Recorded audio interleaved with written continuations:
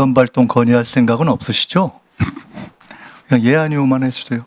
없습니다. 오케이. 그 어제 이재명 대표가 개헌 얘기한 것에 대해서 대통령실에서 말도 안 되는 거짓 정치 공세다. 이것도 당연히 동의하시겠죠? 네. 예. 그렇게 얘기한 이유는 윤석열 정부는 개헌을 안 할 거다. 해도 국회에서 바로 해제가 될 거다. 그겁니다. 제가 얼마 전에 이렇게 얘기했습니다. 김영현 후보자를 국방장관에 갑자기 임명하려는 것과 대통령의 반국가 세력 발언은 김건희 여사의 감옥행을 막기 위한 개헌 준비 작전이다. 이것도 말이 안 되는 정치 공세라고 생각하시는 게 당연하겠죠? 동의하지 않습니다. 네. 오늘 그 얘기를 좀 해보겠습니다. 대통령께서 후보자한테 장관으로 가서 개헌 준비해라 이렇게 말씀하신 적도 당연히 없으시죠? 네. 네.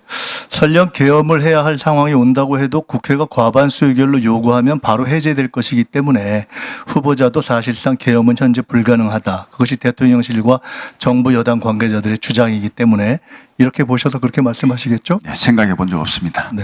아니, 생각해 보신 적이 없는 것이 아니라 개헌이 불가능하다라고 주장을 네. 하고 있지 않습니까?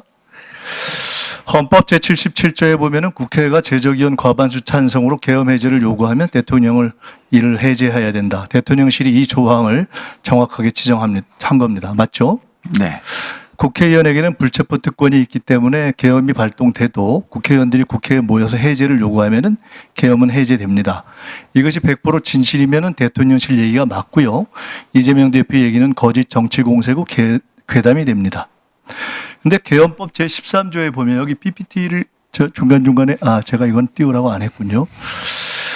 계엄법 13조의 국회의원 불체포 특권을 보면은 계엄 시행 중 국회의원은 현행범인 경우를 제외하고는 체포 또는 구금되지 아니한다 이렇게 돼 있습니다. 그 얘기는 뭐냐면 국회의원들이 계엄법상 현행범으로 현행범입니다. 또는 구금돼서 계엄 해제 의결을 과반수로 만들 만큼 참여하지 못한다면 지금까지의 이야기는 다 바뀌게 되는 것입니다. 이런 상황이 실제로 생긴다면 거꾸로 이재명 대표 이야기는 진실이 되고 대통령실의 이야기는 거짓이 될 수도 있겠죠. 자, 현행범의 정의는 뭘까요? 한번 저기 떠 있지 않나요? 네. 형사소송법상의 현행범 정의가 있습니다. 범죄를 실행하고 있거나 실행하고 난 직후의 사람을 현행범이라고 합니다. 그중에 1. 범인으로 불리며 추적되고 있을 때 4. 누구냐고 묻자 도망하려고 할 때 형사소송법상 현행범의 정의입니다. 후보자께서 혹시 이거 말고 대한민국에서 현행범의 다른 정의를 알고 계신 거 없죠? 네, 처음 봤습니다. 네. 현행범은 범죄의 내용이 규정이 안 돼서 대단히 폭넓게 적용 가능한 개념입니다. 가령 누가 김건희 여사가 감옥에 안 가려고 계엄을 하자 그랬다더라. 이렇게 하면은 유언비어를 유포한 현행범이 되는 겁니다. 그 다음 PPT 한번 볼까요? 지금 저기 있는 대비계획이라는 것은 지금 소위 얘기하는 박근혜 정부의 개헌 문건이 대비계획 세부 자료입니다. 이 중에 13 자료가 떠 있을 겁니다.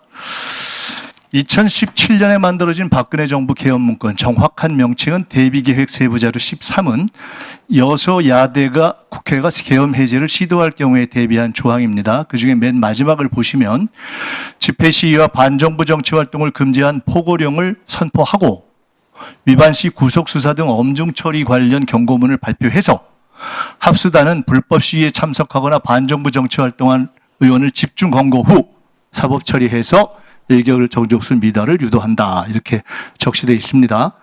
후보자께서는 2017년에 이 개헌 문건 작성에 관여하신 적이 당연히 없겠죠? 네, 그렇습니다. 이 문건 작성 사실은 2017년에 아셨습니까? 몰랐습니다. 모르셨겠죠, 당연히. 2017년 당시 후보자는 계급과 직책이 합참작전본부장이었던 것 같은데 맞습니까? 맞습니다.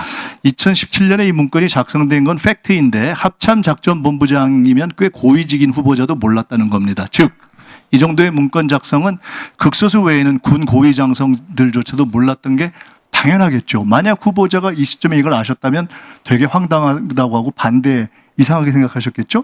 네, 그렇습니다. 그렇겠죠.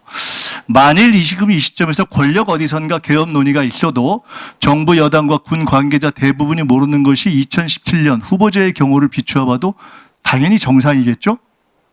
그렇겠죠. 자, 이 개헌 문건에 대해서 정부 여당 관계자들은 문재인 정부에서 요란하게 조사했지만 무죄가 났다 이렇게 이야기합니다. 자, 실제 내용을 보겠습니다. PPT 한번 띄워주세요. 추미애 전 대표가 민주당에서 개헌 문보를 제기했을 때 정부 여당이 지금처럼 아주 똑같이 펄쩍 뛰면서 부인했습니다. 결국 2017년 개헌 문건 작성은 사실이었습니다. 제가 당시 추미애 대표에게 제보했던 사람 중 하나입니다. 정부 여당이나 관계자들의 주장처럼 조현천 당시 기무사령관의 내란 예비 음모 혐의는 검찰에서 무혐의가 되었습니다. 왜? 문건은 작성되었지만 문건 작성만으로 실질적 내란 위험에 이른 것은 아니다. 이런 이유입니다. 그러나 조현천의 개헌 문건 작성 직권 남용은 현재 1심 재판 중이고 문건을 작성하고 은폐한 기우전과 소강원 당시 기무사 5처장과 610 부대장은 2심에서 유죄를 받았습니다. 그건 아시나요? 모르시나요? 예, 제가 관심을 이렇게 중요한 거 군에서 쿠데타 개헌 음모가 있었던 건데 이거 모르시나요? 이런 거 다 모르나요? 이렇게 중요한 논의가 됐는데 몰라요?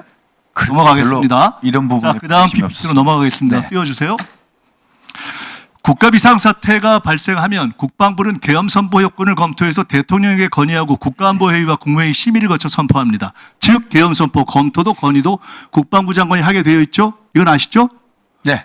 자, 그 다음 PPT. 헌법 77조와 계엄법 9조에 따르면 비상계엄 선포 시에 체포, 급음, 압수수색, 거주, 이전, 언론, 출판, 집회, 결사에 대해서 국민의 기본권 제한이 가능합니다. 국방부 장관이 검토하고 건의하는 계엄의 중대한 권한입니다. 장관 되실 거니까 이건 아시겠죠? 예. 그 다음 PPT 보여주시죠. 박근혜 계엄 문건에 의하면 비상계엄 당시에 사이버 유언비어 차단을 위해서 방통위가 주관하는 유언비어 대응반을 운영하고 시위 선동 등 포고령 위반자가 가입한 포털 사이트 SNS 계정 폐쇄 및 검거 사법 처리한다는 단계적 조치 사항에 나와 있습니다. 네, 제가 기억이 없습니다.